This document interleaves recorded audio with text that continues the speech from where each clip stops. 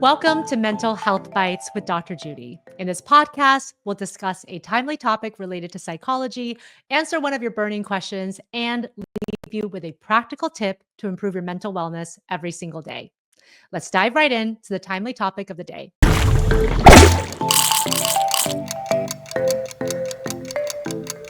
Today, we're talking all about wisdom. This is that elusive quality that people seem to only believe comes with age. But guess what? You can develop wisdom at any age and stage in your life.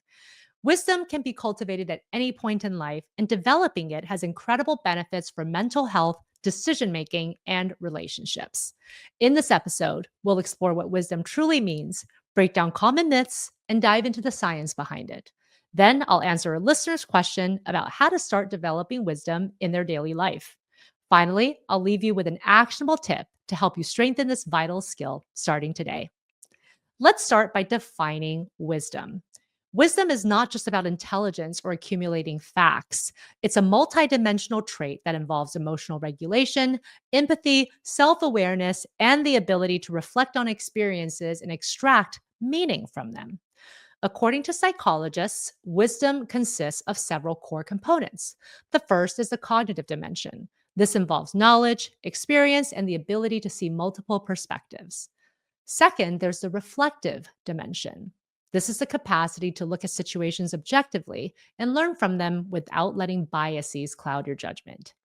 And third, the affective dimension. This has to do with emotional balance, empathy, and compassion for others. A 2021 study published in the Journal of Positive Psychology highlights that wise individuals are not necessarily the smartest people in the room, but they're often the most emotionally intelligent. They have the ability to step back, see the bigger picture, and offer measured responses even in high pressure situations. Let's bust a few myths about wisdom. Myth number one: wisdom only comes with age. I'm sure you've heard this adage somewhere before. And while age can bring experience, wisdom is not automatically granted as we grow older. Younger people can develop wisdom through reflection, learning from mistakes, and seeking diverse experiences. In fact, research from UC San Diego, where I got my doctoral degree, shows that practicing mindfulness and empathy can accelerate wisdom development at any age. Myth number two: wisdom means knowing all the answers. True wisdom often involves acknowledging what you don't know. Wise people are comfortable with uncertainty and are open to new ideas and perspectives. This humility allows them to continuously learn and grow. Myth number three: wisdom is innate. While some personality traits can make wisdom easier to develop, it's largely a skill honed through practice. Journaling, seeking feedback, and engaging in deep conversations are ways to nurture wisdom. So, why is wisdom so important? Studies show that individuals with higher levels of wisdom report greater life satisfaction, lower levels of depression, and better social relationships. Wisdom acts as a buffer against stress by allowing people to navigate life's challenges with greater ease. A study by the University of Chicago found that people who demonstrate wise reasoning tend to experience less anxiety and are more resilient in the face of adversity. Celebrities and thought leaders have attributed their success to the development of wisdom.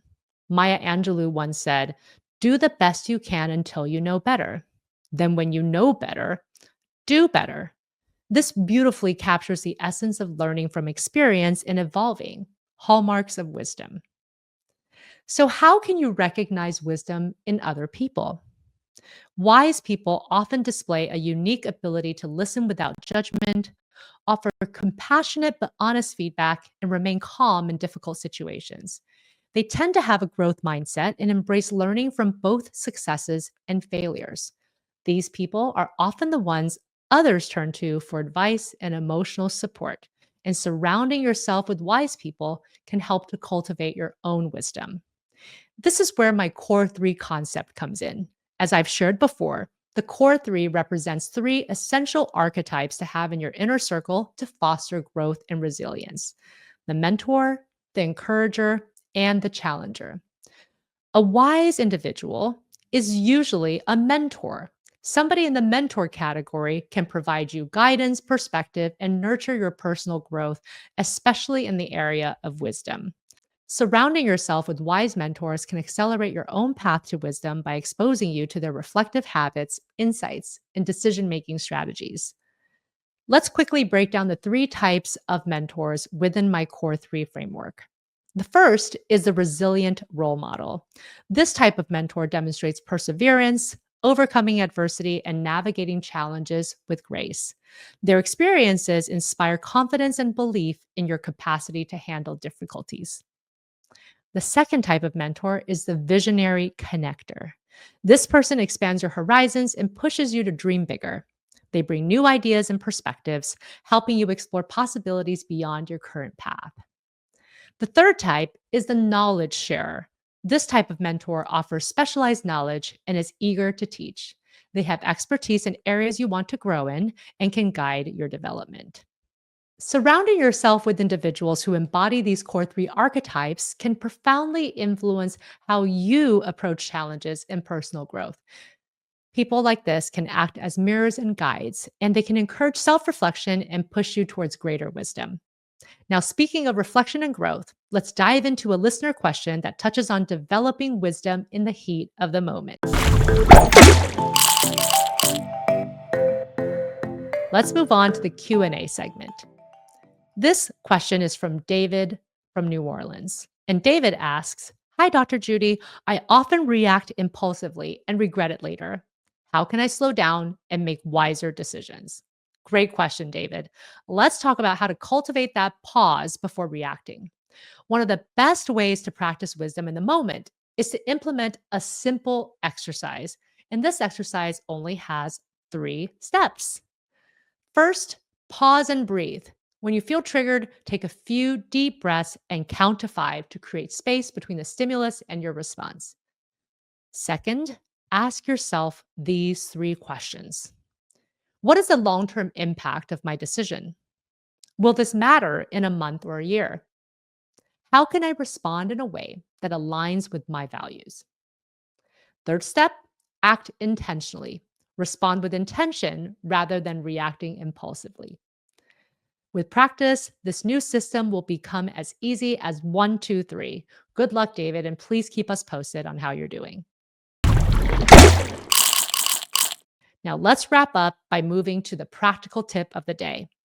Today's tip is all about how to cultivate wisdom, and it's called the daily reflection ritual.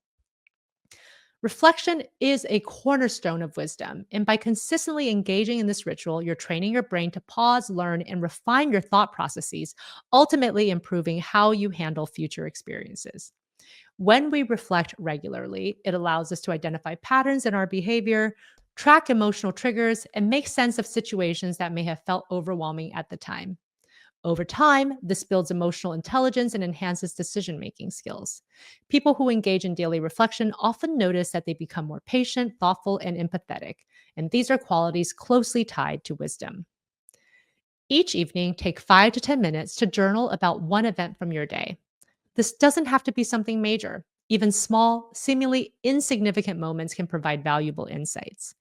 So, first, describe the event. Stick to the facts without adding personal judgment. For example, during a team meeting, I disagreed with a colleague about the direction of a project.